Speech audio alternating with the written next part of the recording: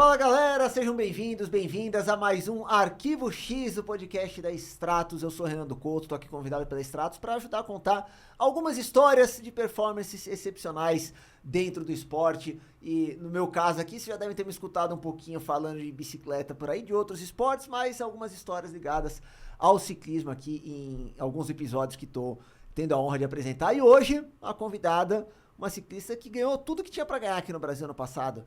Dos Granfondos, Érica Soares. Tudo bem, Érica? Obrigado por estar aqui com a gente. Tudo bem, Renan. Obrigada pelo convite. Oi, gente, tudo bom? Érica, para quem não conhece, ciclista, treinadora de ciclismo, atleta da Stratos também, conhece bem, tá ligada aqui à marca.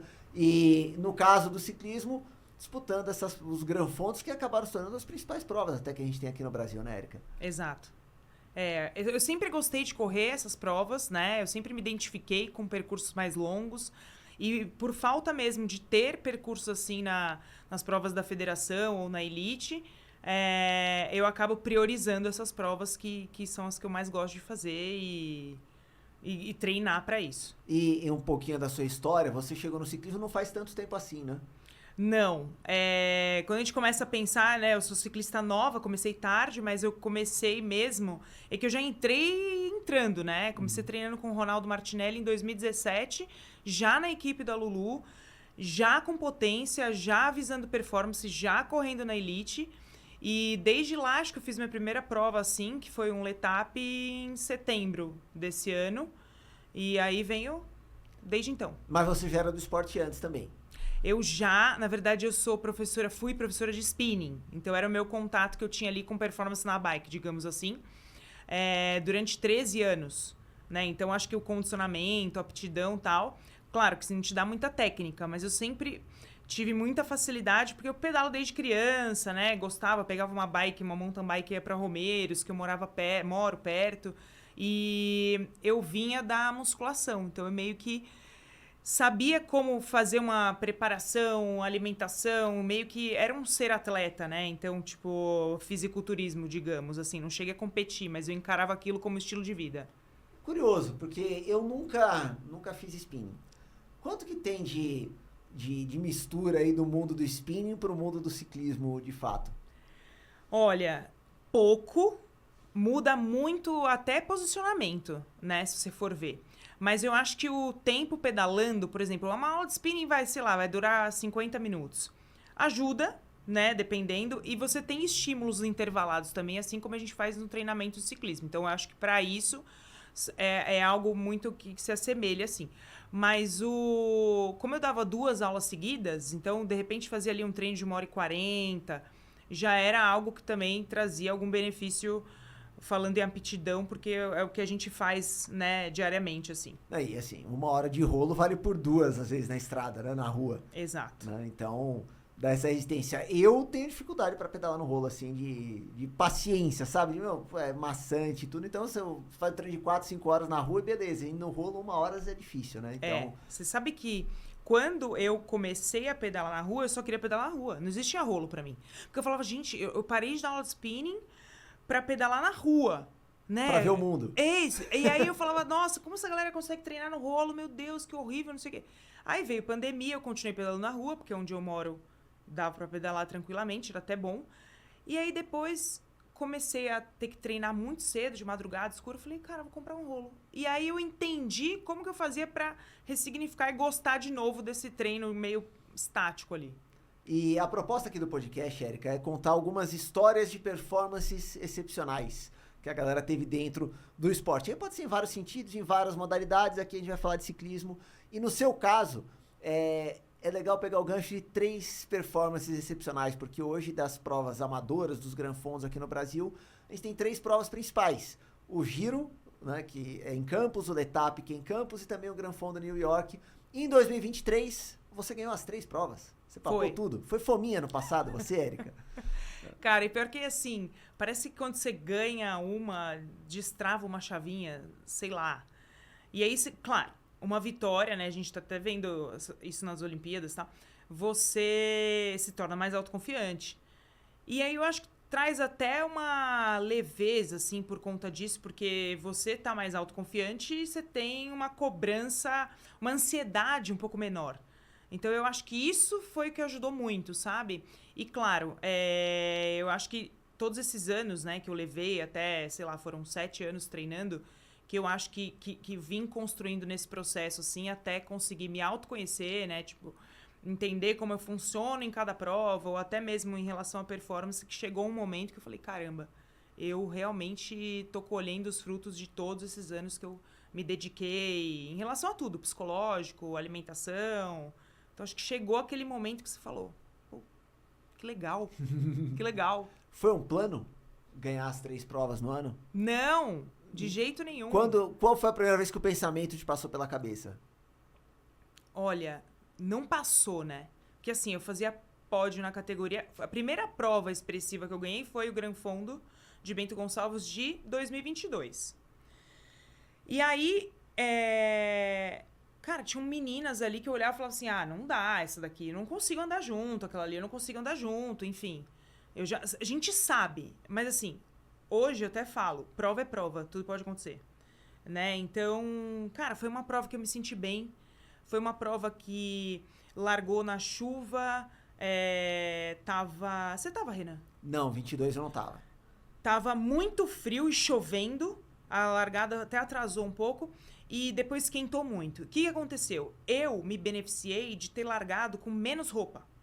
Então, tiveram outras meninas que largaram com muita roupa, achando que ia manter aquele frio. Isso é um puta sol. Então, teve gente que teve que parar, ou gente que hiperaqueceu. Então, assim, as coisas foram acontecendo e, pra mim, tudo se encaixou. E aí, eu falei, cara, a moto tá aqui, eu ganhei. Eu nem imaginava. E eu falei, caramba, eu ganhei. Aí, depois veio Giro, que também foi uma disputa ali. Que aí já foi abril de 2023. Isso. 6 meses depois. E antes do Giro, eu fiz um Letap Cunha em que eu liderei os primeiros 50 quilômetros. E aí eu entrei assim, cara, eu vou ganhar de novo. Eu vou ganhar de novo. Nossa, que irado, não sei o quê. Tudo bem, a Ju Cipriano tava comigo os primeiros 50 quilômetros, eu falei, a prova tá no meu controle. Eu tava controlando ali, eu tava me sentindo bem. Eu falei, a hora que eu quiser largar ela, eu largo. Então, assim, no comando de tudo, de repente, desligaram a chave geral. Eu fui parar em quarto. Fui passada, a Japa ganhou nesse ano. Tomei, sei lá, quantos minutos da Japa, eu nem lembro. Sei lá, 15, 12. Eu falei, pera lá. Não é assim, né? Você acha que você vai ganhar tudo. Não é? Então, assim, 50 quilômetros, a prova tinha 110, sei lá. Não lembro direito agora, mas eu falei, não tá ganho, né? Só termina, acaba quando termina. E aí veio o Giro. Foi logo depois. Aí eu larguei mais pianinho, né? Falei, aí de novo a Ju comigo. E a gente foi disputando. E o que aconteceu, Renan? Que isso foi transformador, assim. Eu falei, cara, eu tenho que pensar que a prova tem essa duração. E eu preciso colocar o regulamento embaixo do braço e falar, Érica, você vai fazer a sua prova. Não dá pra você se emocionar igual você fez na outra, esquecer às vezes porque tá ansiosa de comer. Tô liderando, já ganhei. Não. Eu falei, eu fui administrando e sendo inteligente ali até o final. E aí, eu fui planejando. Eu falei, se a minha adversária tá aqui comigo, aparentemente ela tá bem. Em que momento que eu consigo, de repente, fazer uma fuga e largar ela aqui? E aí, eu fui organizando isso na minha cabeça, esperei o momento certo e fui. E deu certo. Então, assim, aí eu falei, cara, então não dá pra ser totalmente emocionada, deixar que você ganhe tudo. E aí, eu preciso equilibrar isso com um pouco de inteligência. E aí, depois, tirei o pé, veio o Letap Campos. Letap Campos foi uma prova que eu sempre sonhei na minha vida fazer um pódio na geral. Ganhar, eu achava muito difícil, mas eu falei, caramba, será que ficar entre as 3? Nunca tinha ficado entre as 3, só categoria. Sabia que era uma prova muito difícil pra mim, porque a largada você sabe, já fenomenal. Sai, já pega uma subida. O Itapeva. Então, eu fiz um aquecimento, assim, espetacular. Um protocolo diferente, que eu acho que deu super certo. Levou rolo pra aquecer? Não. Foi na rua mesmo? Fui na rua e eu peguei a primeira subida da prova pra fazer um estímulo nessa subida, como se estivesse fazendo o estímulo de começar subindo. Lógico que não all out, mas... Pra quê? Pra quando você largasse a prova, você já fala, eu já sei que eu subi forte aqui. Aquele primeiro arranco já foi. Aquele primeiro sofrimento, aquela dor já foi. A segunda, vai. E aí, coração na boca e tal. E aí eu falei, também tem que administrar. Pensa no giro, pensa que a prova vai acontecer e tal. E, cara, essa foi a prova da minha vida, porque acho que eu nunca me senti tão bem em cima da bike até o final.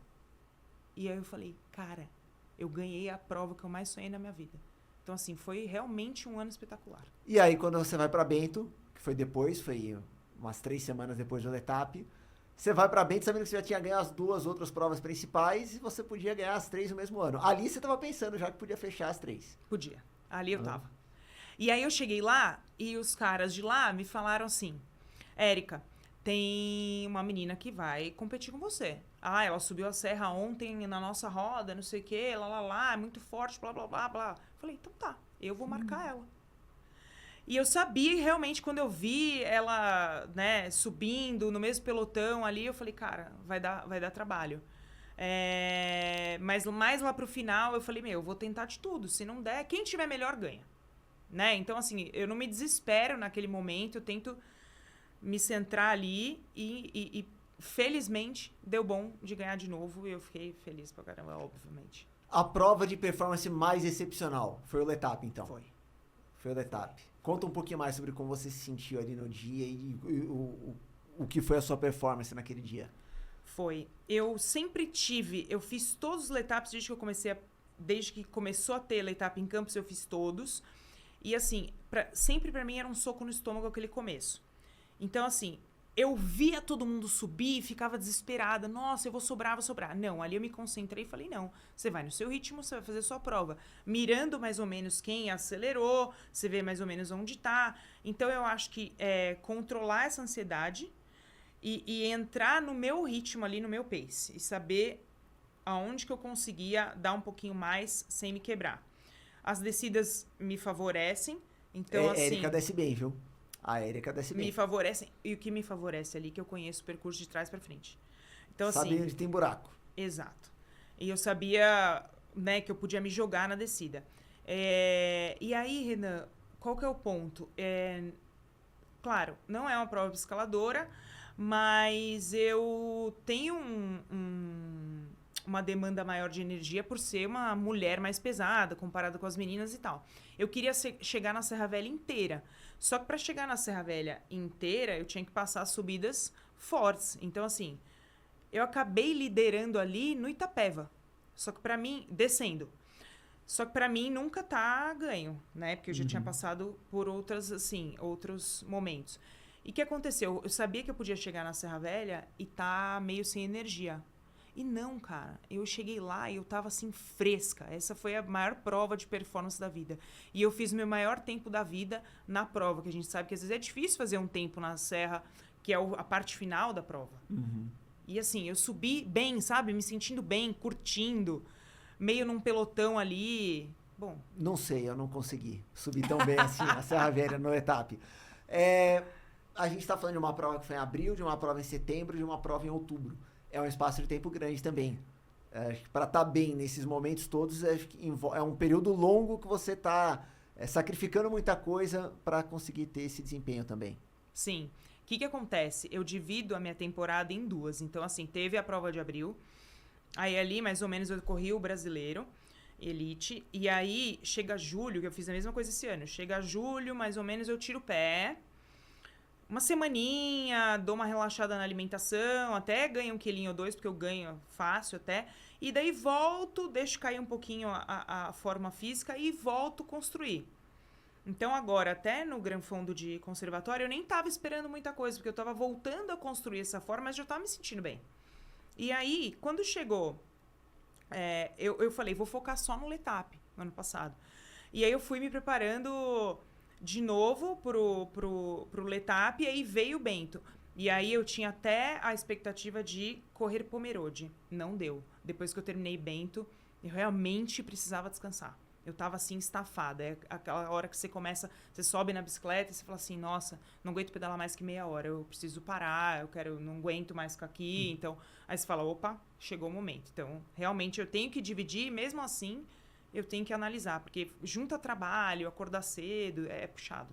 E a Erika falou Grand Fond do New York de Conservatório, porque nessa semana que a gente tá gravando, hoje é quinta-feira, no domingo agora, ela ganhou mais uma vez, né? A terceira vitória dela em Grand Fond dos New York, 2 lá em Bento e agora em Conservatória também. Pra gente fechar, Erika, imagino que você tire muitas lições de um processo como foi esse do ano passado, tanto como atleta, como até pra usar, aplicar como treinadora.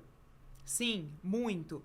Eu acho que entender mesmo, eu aplico muitas coisas como treinadora, tudo que eu passo, sim, de entender o indivíduo, né, como único, para poder entender tudo que passa na vida dele e o momento, porque assim, sem o mental, sem a gente fortalecer o mental para conseguir ter uma boa performance, não dá, né? E colocar, que eu gosto de falar, para mim, performance é você conseguir fazer o teu melhor com aquilo que você tem. Então, assim, é sempre ressignificar o momento que você tá. Então, isso é o aprendizado que eu quero passar e que eu trouxe muito pra mim, sabe? Então, tipo, agora fui pro etapa do Tour. A minha expectativa também não era, porque eu também fui perdendo a forma. Mas, assim, tudo bem, eu não posso ter performance lá, também tô competindo com, né, gente do mundo todo. Mas, cara, eu vou curtir e vou tentar me sentir bem, pelo menos, sabe? Uhum. E aí você ressignifica essa autocobrança, porque a cobrança é a gente que põe, né? Então, acho que é isso.